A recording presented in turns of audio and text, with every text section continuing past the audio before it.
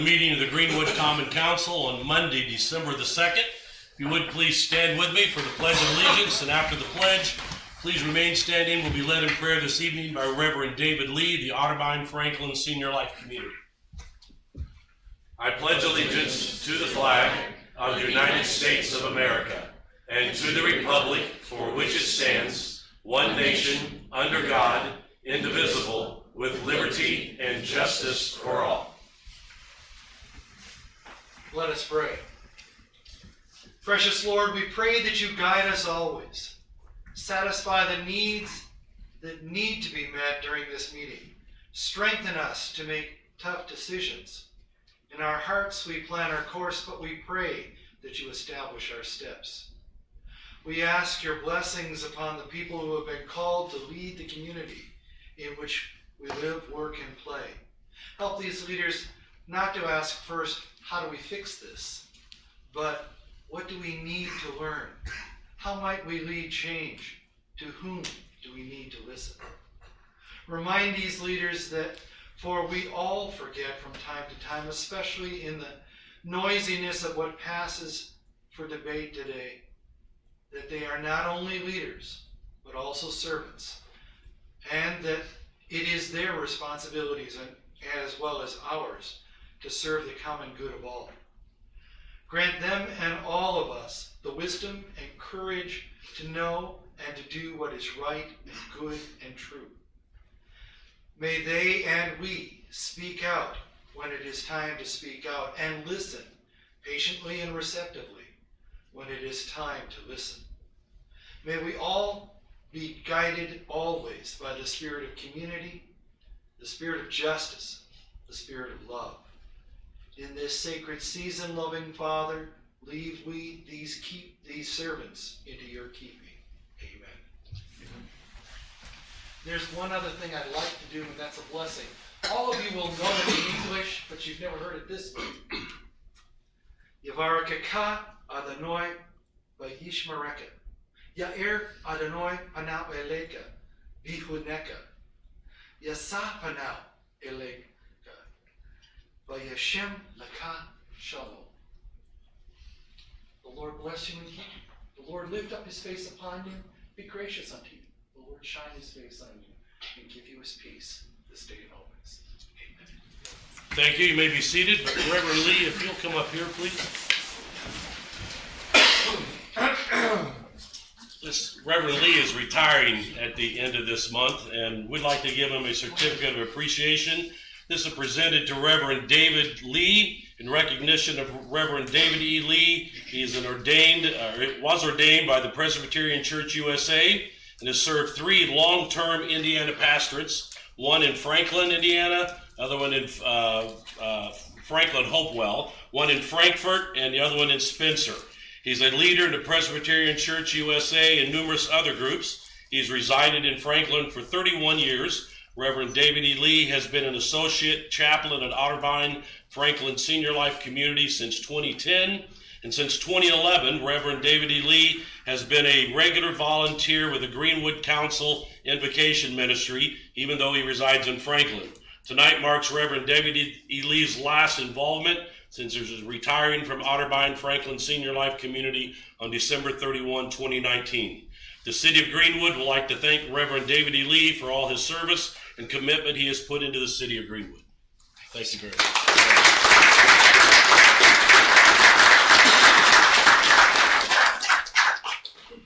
Roll call. Armstrong. Here. Bates. Present. Campbell. Here. Dime. Here. Foster. Here. Gibson. Here. Hill. Here. Hopper. Here. Lexi. Here. We have a quorum. All of you on the council should have received copies of the regular meeting, copies of the minutes for the regular meeting on November the 18th. Do I have a motion? So moved. Motion, Mr. Dine, second. Second. By Mr. Foster. Any additions, deletions, or corrections? Seeing none, roll call on the minutes. Armstrong. Aye. Bates. Aye. Campbell. Aye. Dime. Aye. Foster. Aye. Gibson. Aye. Hill. Aye. Hopper. Aye. Lexi. Abstain. Minutes are approved 8-0 with 1 abstention. Corporation Counsel reports. You should have received the semi-monthly report to IDEM and also the litigation report. And if you have questions about either of those items, please contact me. Anything from the Controller's Office? Nothing. Any other committee or board reports? All right, seeing none. This time we'll turn it over to the mayor and the chief of police.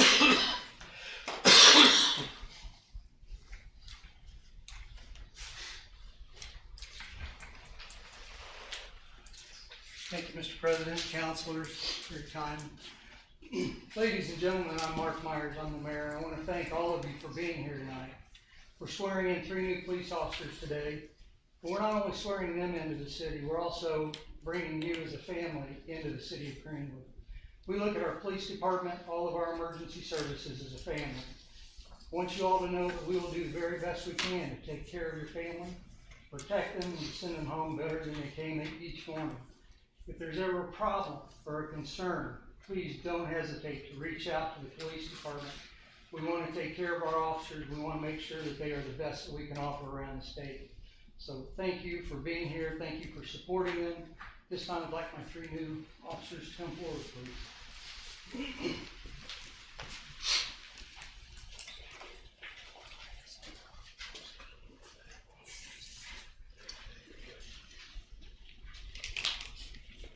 If you would raise your right hand and repeat after me.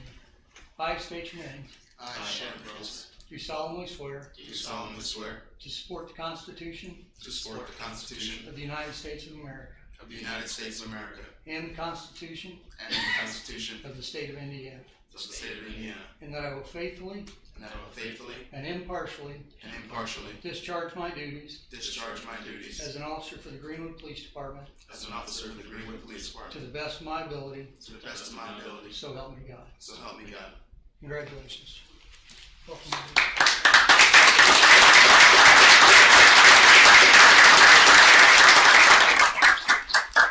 If the family would like to step into the next room, we'll do photographs back there and some badge for them.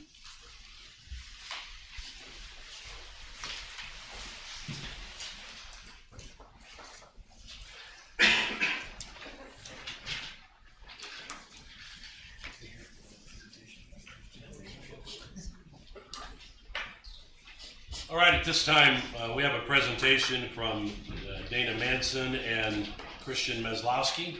I do want to say that last time, at our last meeting, they were on the agenda, and that was my mistake. When they asked to be put on the agenda, they asked to be put on for tonight, and that was my mistake for them having them on. They didn't, have something better to do than come talk to us. So just want to make it clear that they're here tonight on the night they were scheduled to be here, and that last week at our last meeting, that was my mistake. So Thank you very much, Councilman Campbell. Thank you for, I need to,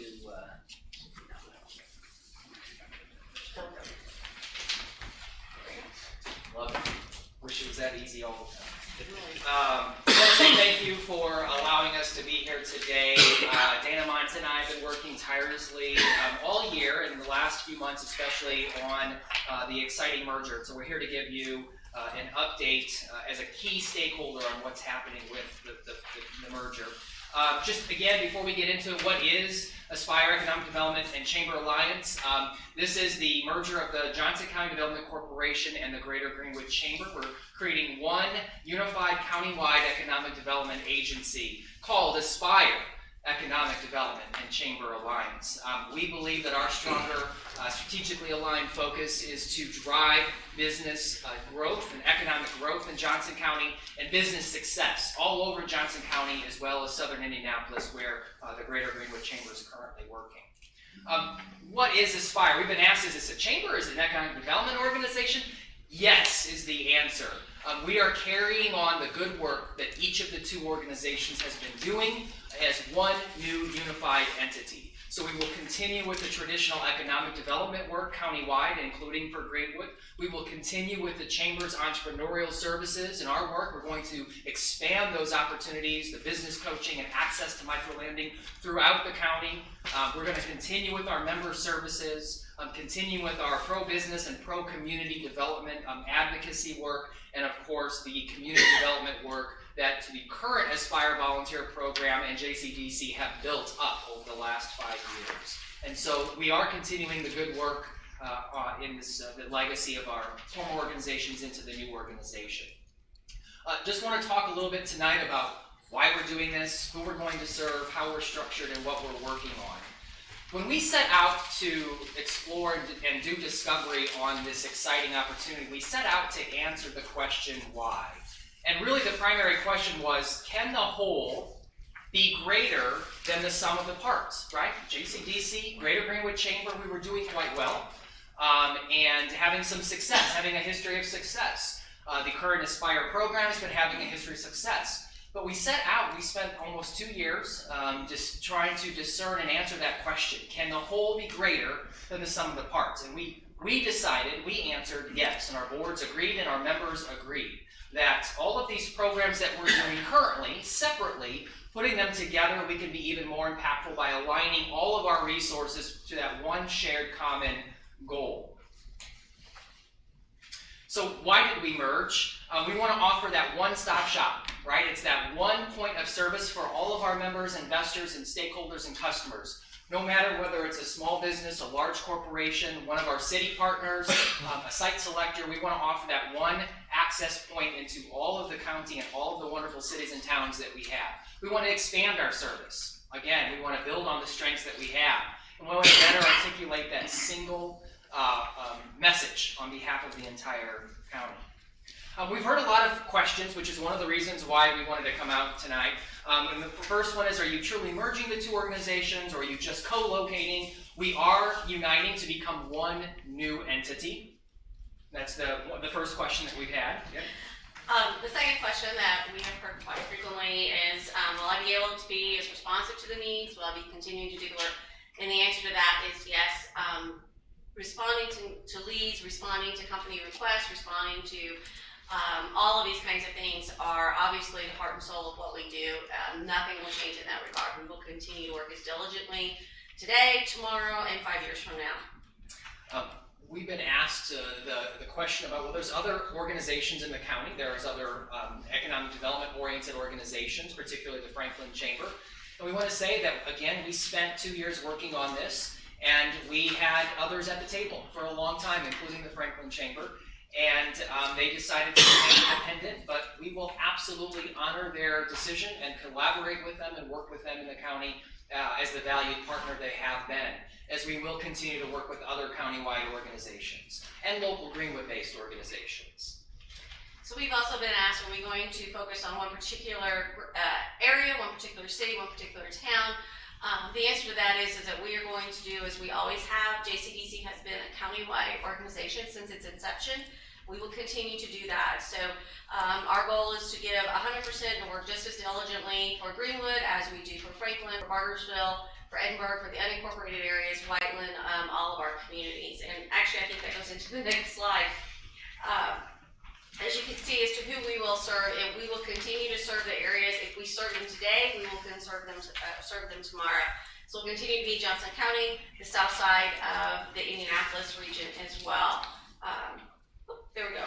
They have the office locations. One has been identified, and we're very close to identifying.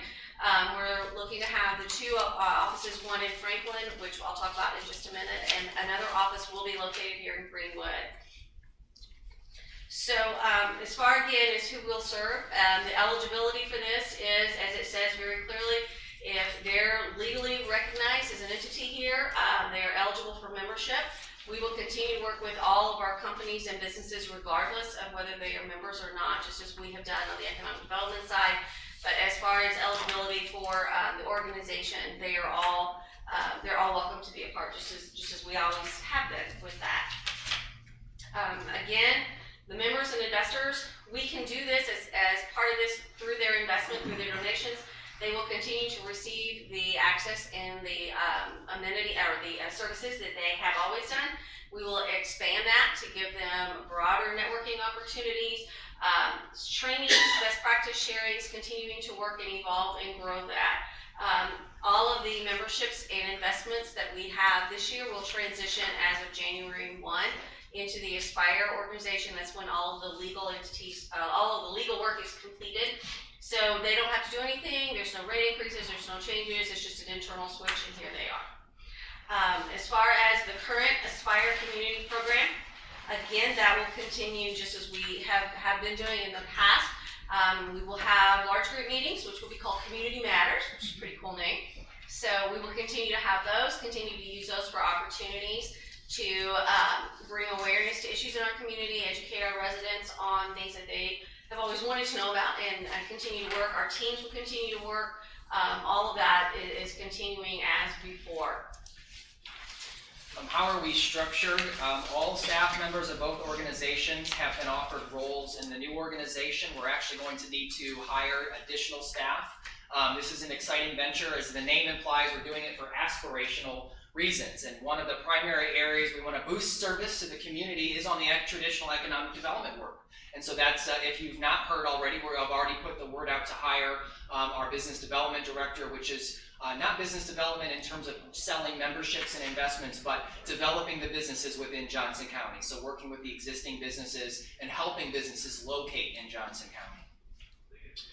We're governed by a board of directors. We're a 501c6 nonprofit. Both the Chamber and JCDC are 501c6s, and on January 1 will become one 501c6 organization. Our very first founding board of directors will be comprised of an equal number of JCDC board members and Greater Greenwood Chamber board members. These are the officers, the board officers, and along with myself, serving for the 2020 board, and so some very familiar names. Again, folks who are currently involved and engaged on the Greater Greenwood Chamber board, and folks who are engaged on the JCDC board as well. The board will have two councils, and this is where a lot of the work will happen. We will have an Economic Development Advisory Council.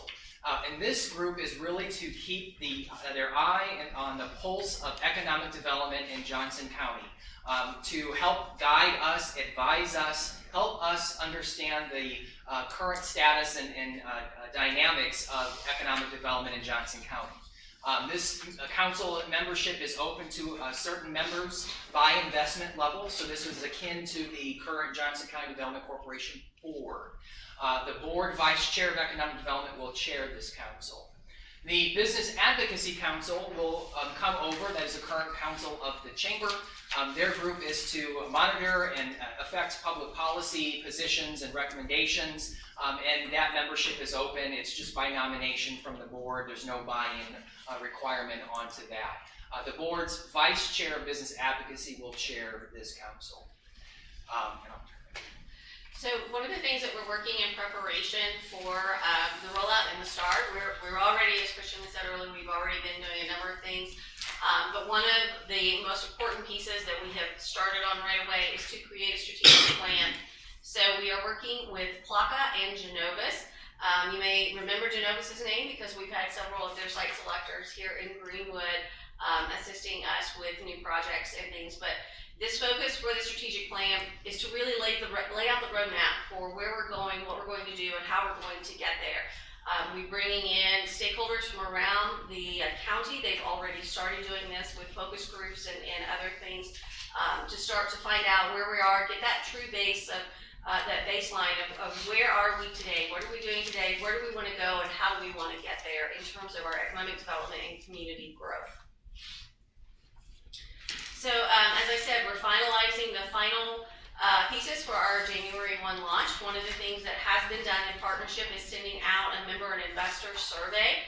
I think that is still open, or is that? It's closed. I think it is closed, but we have been able to reach out. Plaka has done an excellent job really trying to get a true countywide stakeholder view. So they've used this survey, and again, a number of focus groups. I think they've held 5 so far.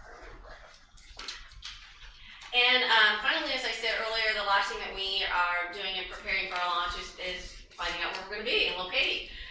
So as I said earlier, we do have our location in Franklin. We are going to be sharing space with the new Johnson County Visitors Bureau that Festival Country Indiana is putting together. It is 66 Water Street in downtown Franklin. If you're familiar with City Hall, it's right across the, right beside that on the corner of Water and Monroe Street. So we have to get that one confirmed. The Greenwood location, we actually had a meeting on that today. We're pretty close. I think we're pretty close. Looks like we're going to try to be on the Emerson corridor, trying to be as accessible to visitors coming in from out of town, from different people, and still be able to serve all of our members and our investors as well. I think that's everything. That's the update on again what we're doing and why we're doing it and what we've been working on these last couple of months. So certainly would love to entertain any questions that you have. Yes. New business comes into town, do you approach them when they locate, or do you wait for them to come to you? We do try, if we know that it's a business, primarily for us, we're looking in the industrial, the tech, those hospital sectors, not, for right now, JCDC has not been reaching out with retail and things along those lines. That's certainly something the Greenwood Chamber has been doing. That's one of the benefits of being able to be together, is that we're gonna be able to touch more businesses and reach out to them. But we also work very closely with companies who are interested in coming here for the first time. If we can find out, if we know that they're interested, we certainly are working with them. So the Greenwood Chamber reaches out to these businesses? Whether it's today, relocating, whether it's a small business or a large business? It works both ways. Yeah. Yes, we reach out when we're aware of them, and then we also get contacted. We tend to work more with the smaller businesses. And so the Johnson County Development Corporation has been primarily working with industrial corporations. Going back to Greenwood with the small businesses, we have construction and everything coming up again this spring and summer. Small businesses we don't want to lose, right. especially if they're family run. How are you going to help promote that they're open, that it's accessible? How are you going to benefit the city and these businesses, letting other people know that you can get there? That's a great question, Councilman Knight. I'm glad you asked that. When Madison Avenue was under construction for the new trail and the underground infrastructure work that needed to be done, we were actually very proactive during that time. And we did a series of video spotlights of all of the businesses on Madison Avenue. So we proactively went out to interview the owners and put that out on social media, as well as our email communication. And just as importantly, through the Chamber, we offer business coaching, which is free, confidential, one-on-one through some partners.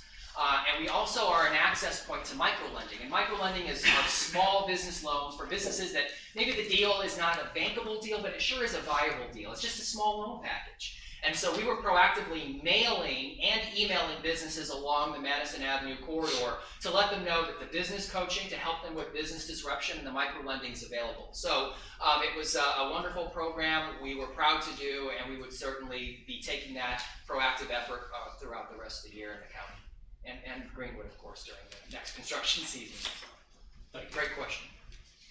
All right, any other questions? There was an article in the Star sometime last week, why buying a home in Greenwood is out of reach for many who work there. And it seemed to focus on the fact that the home prices are going up, and as in any case on a deal like that, you also have the side of wages are not keeping up with that. Are there any efforts to try to get the wages up? That's one of the things that we're looking at with this strategic plan is, as I said, where do we want to go and how do we want to get there? We're in a really nice place here in the central Indiana region on this south side, because companies are really beginning to pay attention and notice that we're here. They're finally seeing the value. We've been this diamond for years that seemed to be overshadowed, honestly, by the north side and so many other things. And we're seeing so many newer companies and newer interests coming down here. So we can be very selective in choosing who we want to work with and come in. Obviously, if a company makes a decision to locate here, they're not asking for incentives, they're following all of the zoning, they're doing everything that they're supposed to, they're here and it's their choice. But we certainly want to proactively, with the staff that we have, I mean, remember, keep in mind, JCDC for the last 2.5 years was meek. So there's only so many hours in the day and only so much that I can reasonably do. Now having a larger staff, it really is going to enable us to be able to proactively start to reach out. What are the companies that we'd like to see locate here? looking at who we already have here, who are some of their suppliers and vendors who may want to be closer to their companies, and looking at what are their wages and what are they paying, encouraging and working with our companies to understand if they want to have quality help, if they want to have quality work and a quality workforce, invest in those workers and invest in that workforce, and you'll retain those workers much better. So including all of that in those messaging, and part of that, again, we'll find out exactly how we're going to do that through that strategic plan. All right, any other questions? All right, thank you very much. Appreciate Thank the work you've done from Johnson County and the city of Greenwood. Thank you. All right, this time, if you're here in the audience, would like to address the council concerning items that are on tonight's agenda, please step forward to the podium, state your name and address for the record. There is a 5-minute time limit for individuals. Seeing none, and moving on, ordinances and resolutions, first reading, ordinance 1943. An ordinance adopting a 1% food and beverage tax sponsored by Campbell, Dine, Foster, Gibson, Hill, and Hopper. Do I have a motion? So moved. Motion by Mr. Dine, second. Second. Second by Mr. Foster. I do believe we need an amendment. Yes, it has been suggested that section 13, which sets forth the effective date, be amended to make it clear it will be effective 60 days after its adoption and passage and publication. So I have a proposed amendment in section 13 to delete the words from and following the word effect and inserting in their place the words 60, 60, days. So that section 13 reads, this ordinance shall be in full force and effect 60 days after its passage, approval, and publication according to law. So we have a motion by Mr. Bates, second by Mr. Foster. All right, any discussion on the amendment to ordinance 1943? Seeing none, roll call on the amendment to ordinance 1943. Armstrong, Aye. Bates, Aye. Campbell, Aye. Dine, Aye. Foster, Aye. Gibson, Hill, Aye. Hopper, Aye. Lexi. Ordinance 1943 has been amended on a vote of 9-0. Mr. Wright is here to answer any questions anyone may have. I don't know if you have a speech you want to make or just here to answer questions. Nothing this evening, just here to answer any questions anybody might have. All right. Any questions for Mr. Wright or any discussion on the council on ordinance 1943 as amended? So I have one, just for conscious of mine, and for the record, as this would pass, and I know we sent it down to get a sponsor, we had certain wording, the wording got changed, although it did get passed. We're in one of 5 cities who can do this. So that being said, the language got changed, but the major portion of the proceeds from this food and beverage tax, if this passes the council, looks like that's a done deal, will more than likely go to public safety. Is that correct? Public safety will be beneficiary of it, but it won't directly go to public safety from the food and beverage tax. Because of the way the language was written in the state statute, we can't just go directly food and beverage to public safety. We are going to use the food and beverage tax to fund parks and then be able to move property taxes away from there, which can then go to fund our police and fire needs and increase those. So yeah, they will be the beneficiary ultimately for most of that, but it won't be a direct link because we can't use food and beverage directly for those expenses.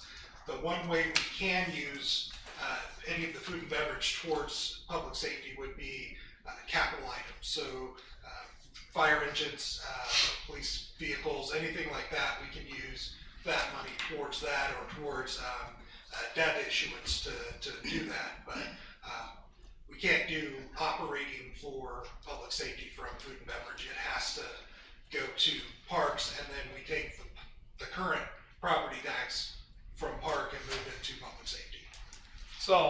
bottom line is, what the lion's share will eventually Yes. go. to public Beneficiaries safety. will be the public safety, Okay. police and fire, yes. Thank you.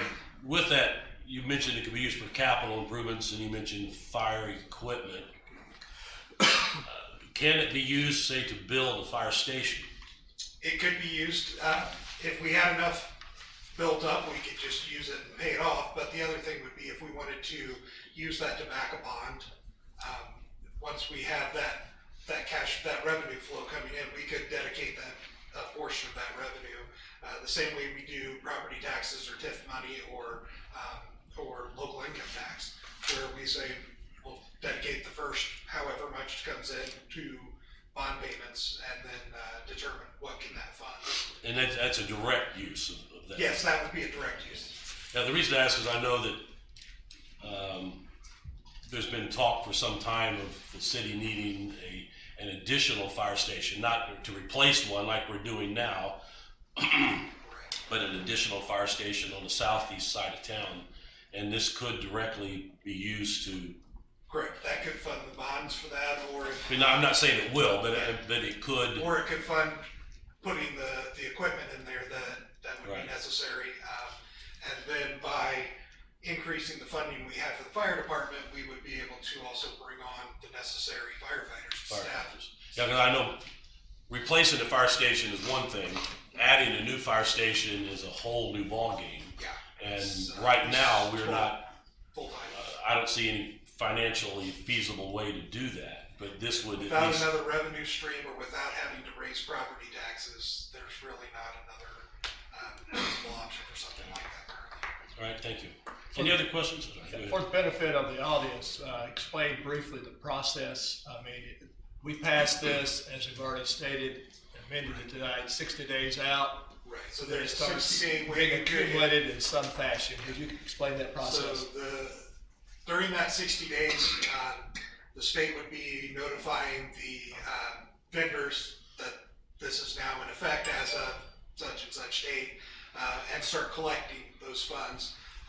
And then basically, we would get them a month in arrears. So whatever was collected from when it went into effect to the end of that first month, we would get the next month. So the state collects it, and then the auditor of state will send it to us at the end of the next month. So if it were to, say, become effective as of our next meeting, and then we have the 60-day wait, we would probably be looking at the end of March receiving what was collected in February.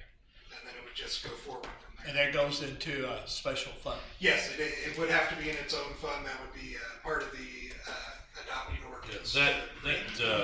And it's the only money that can go into that fund, is that correct? Yes. So yes, it'll be it has to easy segregated. it'd be easy for us and the citizens of Greenwood to see exactly how much money's generated by that. And at least, if I understand it right, since what's gonna be collected, if this passes, what would be collected next year is not budgeted, that anytime, you all wanna spend it, or the city wants to spend it, it'll have to come before the council for a vote on an additional appropriation, which I believe all those include, public hearings as well. So at least for the first year, it'll be easy to keep track of what comes in and how that is spent. And then from there on out, it would be part of the normal budget process and fall within that review as well. All right. Any other questions? I have a discussion. Yes. First, I'm amazed by the fact that Greenwood somehow managed to go from having one fire station to having 4 without this tax. Sounds like that was a miracle of some sort that happened before my time. At any rate, my concern about this tax is that it's going to be an undue burden on businesses, on business owners, customers, servers, and real estate developers. I took a look today at the property taxes of some of our well-known businesses. Stone Creek pays $18,000 a year in property tax. The Taco Bell at 31 and Fry pays $11,000 a year. The Logan's on the north side of the mall already pays $20,000 a year in property taxes. La Trattoria pays $5,000. The vacant between the buns space pays $4,000 a year in property taxes.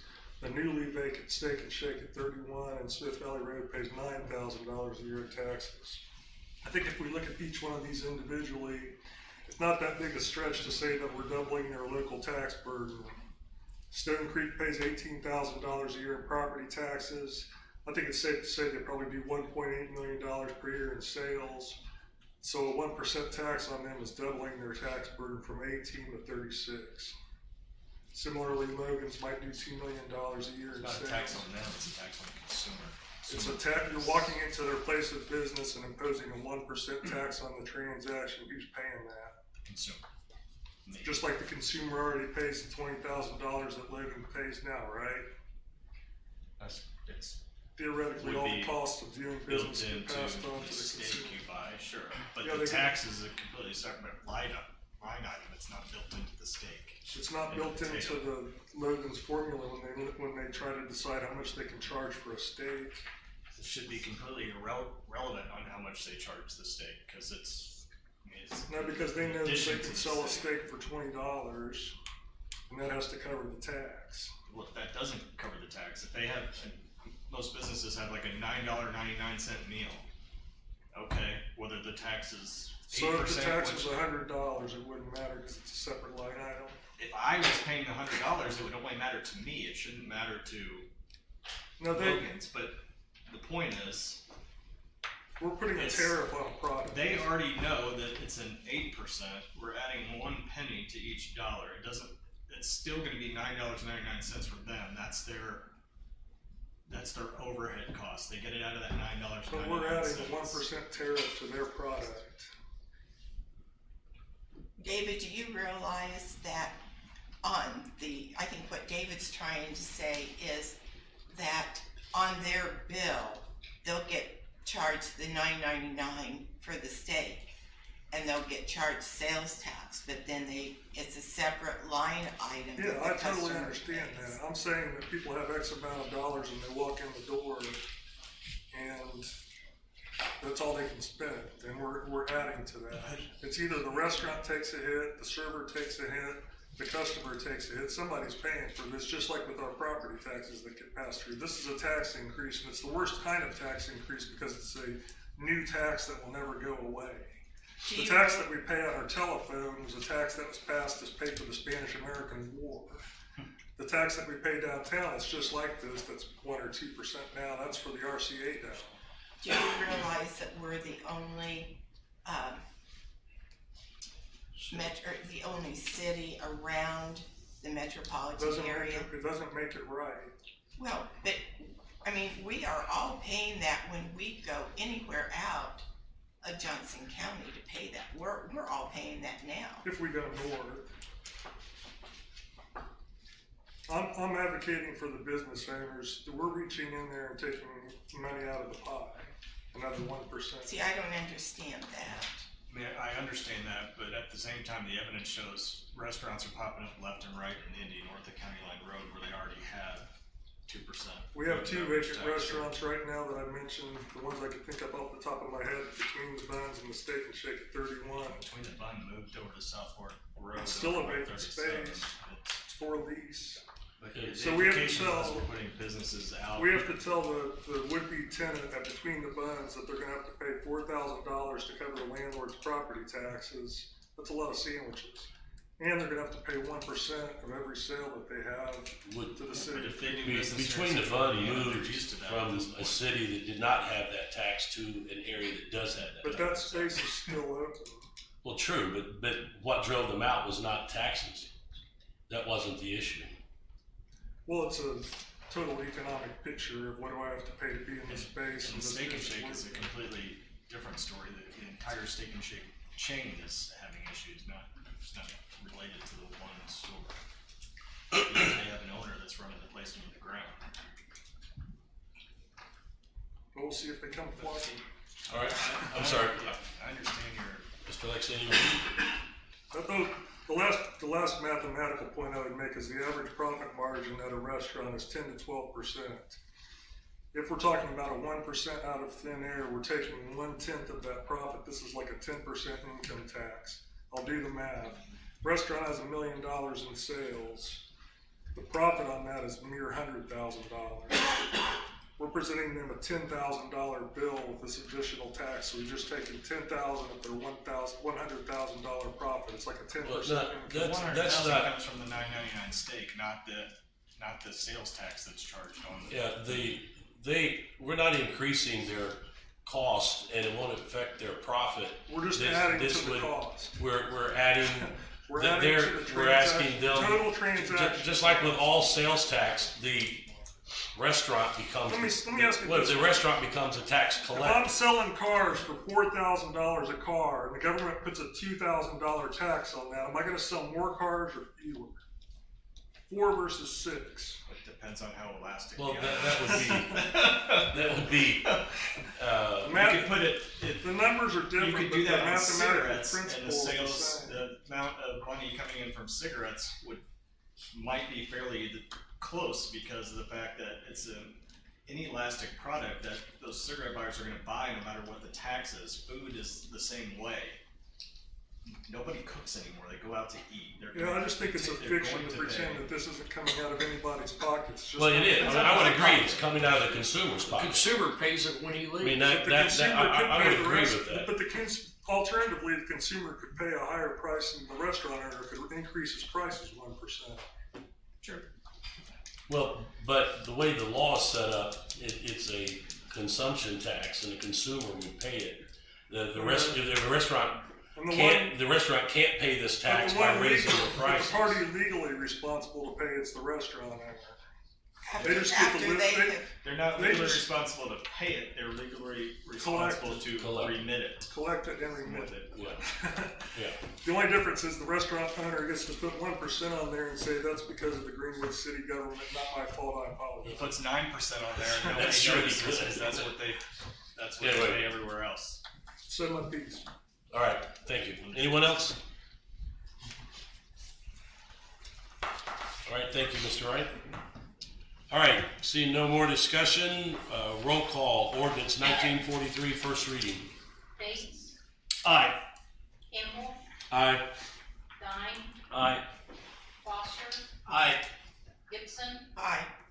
Hill. Aye. Hopper, Aye. Lexi, Nay. Armstrong. Nay. Ordinance 1943 passes first reading. Ordinance 1943 as amended passes first reading 7-2. Ordinance 1944. An ordinance amending the 2020 salary ordinance, common council ordinance number 1928, to include landscape design maintenance coordinator position in the Park and Recreation Department and related changes, sponsored by Gibson. Do I have a motion? So moved. Motion by Ms. Gibson, second. Second by Mr. Dine. Any discussion, ordinance 1944? Seeing none, roll call, ordinance 1944, first reading. Campbell, Aye. Dine, Aye. Foster, Aye. Gibson, Aye. Hill. Aye. Hopper. Aye. Lexi, Aye. Armstrong, Aye. Bates. Aye. Ordinance 1944 passes first reading 9-0. Second reading, resolution 1929. A resolution declaring certain area within the city of Greenwood an economic revitalization area and qualifying certain real property improvements and personal property for tax abatement, and setting the time and place for public hearing. Lions Head Precision Metals LLC doing business as IMC Company, LPM Real Estate LLC, and/or related entities, 1222 South Graham Road, sponsored by Campbell and Hopper. Do I have a motion? So moved. Motion by Ms. Gibson, second. Second. Second by Mr. Dine. Any discussion, resolution 1929? They had a presentation at the last council meeting. Yes. All right, anything else? Seeing none, roll call, resolution 1929, second reading. Dine, Aye. Foster, Aye. Gibson, Aye. Hill. Aye. Hopper. Aye.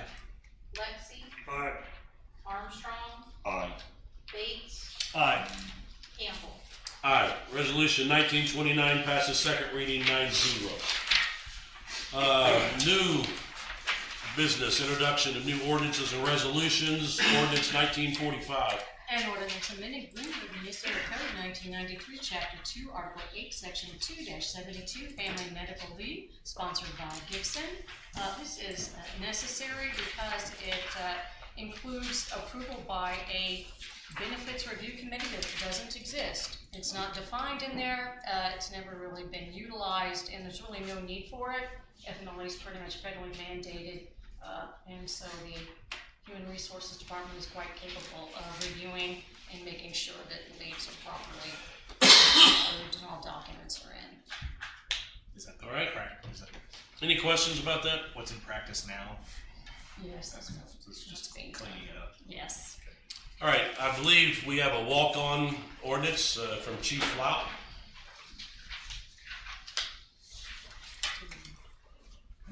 Did you move to allow it to be? Yeah, I'll make that motion. I have a motion, Mr. Hopper. Do I have a second? Second, Ms. Gibson.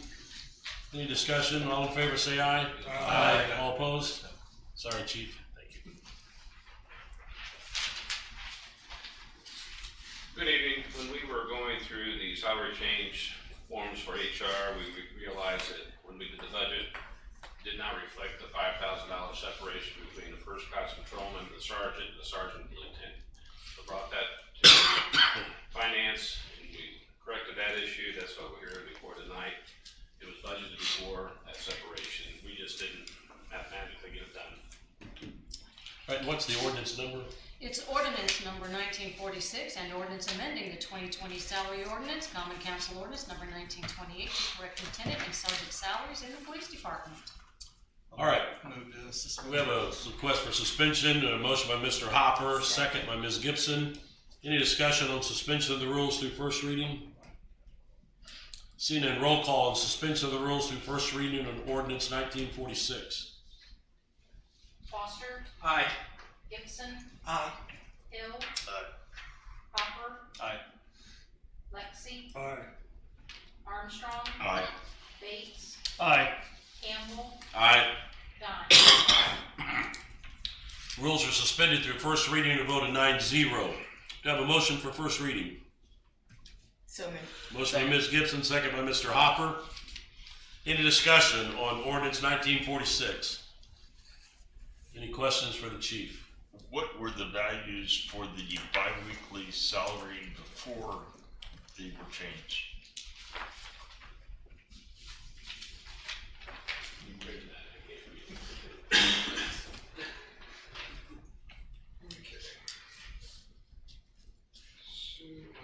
Doesn't have the before. We had the $5,000 difference between sergeant and lieutenant on there before, but we did not have between first class and sergeant, which is why both of them had to change to be adjusted. I want to say, so the difference between the sergeant and first class patrolman is a 2.77% increase from their current salary. So it's just slightly over what the overall city increase was. And then from the current to the new lieutenant salary is a 3.5% increase to get that step differential.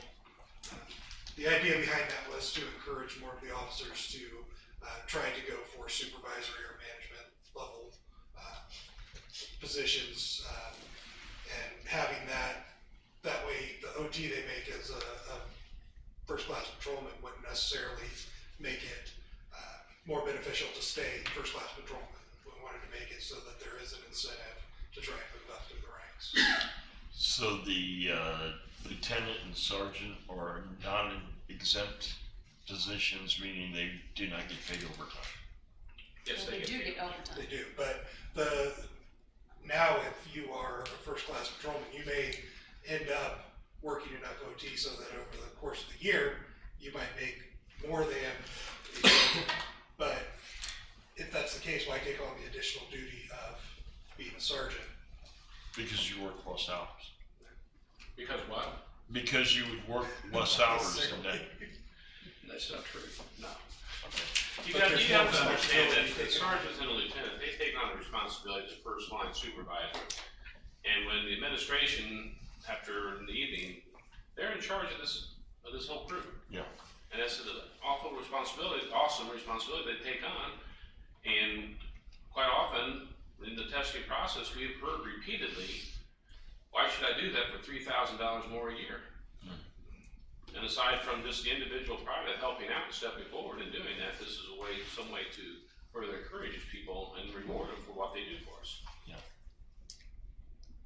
Well, to answer your question, I looked it up. It was for the lieutenant, $2,808.12. The sergeant was $2,615.81. So it's basically $20 for the $20 a week. $19 for the lieutenant. Yeah.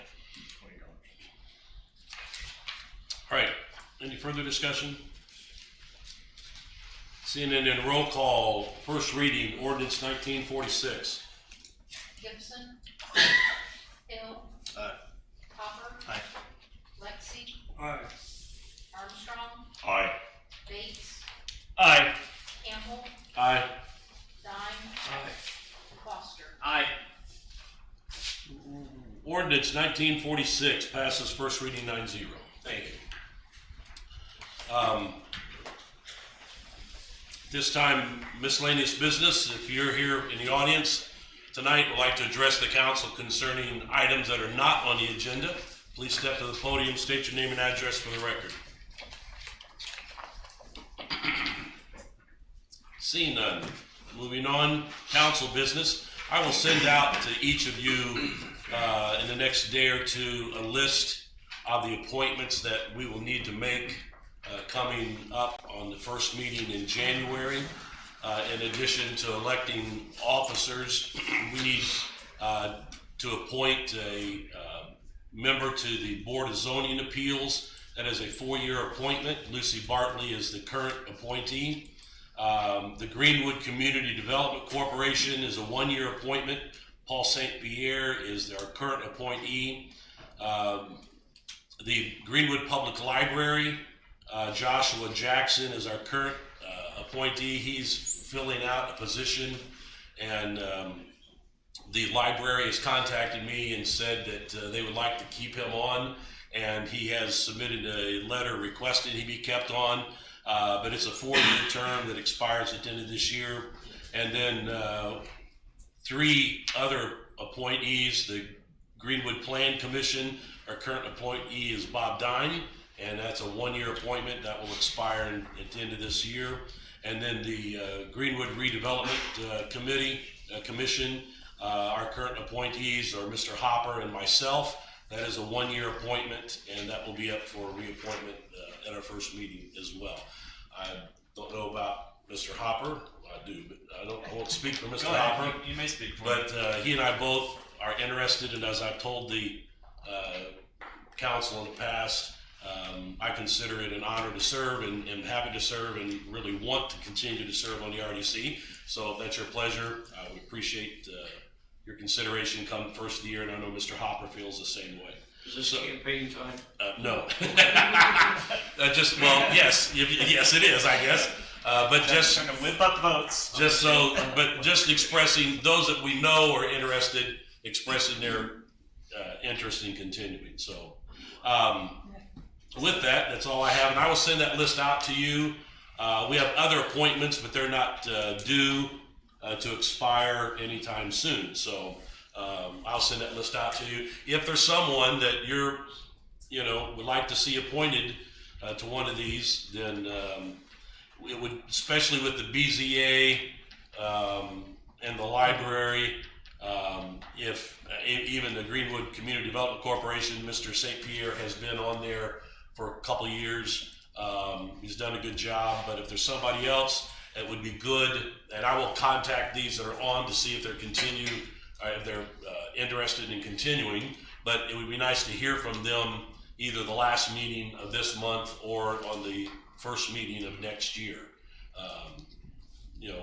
It'd be nice to have them come and present themselves and let us know who they are and that they're interested. So they don't have to give a resume or anything like that. Just let us know. It'd be nice to see who it is we appoint. So, all right. Anything else from the council on miscellaneous business? Yeah. I said something earlier about the article on why buying a home in Greenwood is out of reach for many. I just want to make sure everybody understands that while the price of homes has gone up, we should, by using our tax abatements and all, be getting our salaries to go up too. And that would make it to where it's essentially a wash, or even easier to afford by having even higher wages.